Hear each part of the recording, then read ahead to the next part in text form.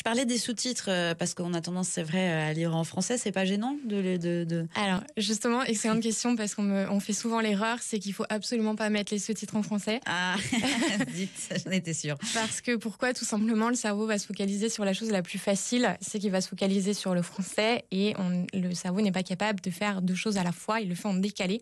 Donc, finalement, on va perdre de l'énergie pour peu de choses. Donc, il faudra mieux mettre les sous-titres en VO, on les recommande au début, pour pouvoir à la fois associer les mots de vocabulaire aux sous-titres et en plus noter, c'est ce qu'on dit à nos élèves, de noter les mots sur un calepin pour pouvoir les traduire et allonger sa liste de vocabulaire. D'autant que dans les séries, et c'est ça qui est extrêmement bien avec les séries, les films et tout ça, c'est que c'est 20% du vocabulaire qui est utilisé dans 80% des conversations, c'est le vocabulaire du quotidien. Donc c'est des choses dont on aura réellement besoin. C'est pas la liste des fruits ou des meubles qu'on apprend en priorité, par exemple, comme en cours d'anglais. Voilà. Oui, c'est vrai.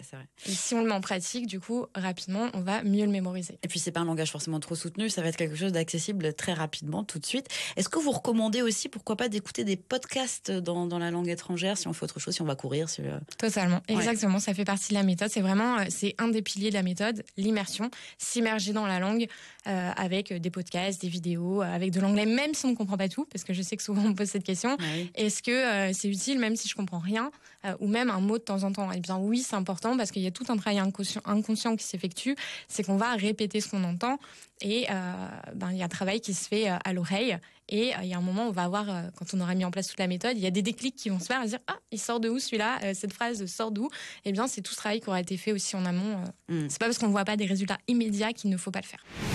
France Bleu, c'est déjà demain.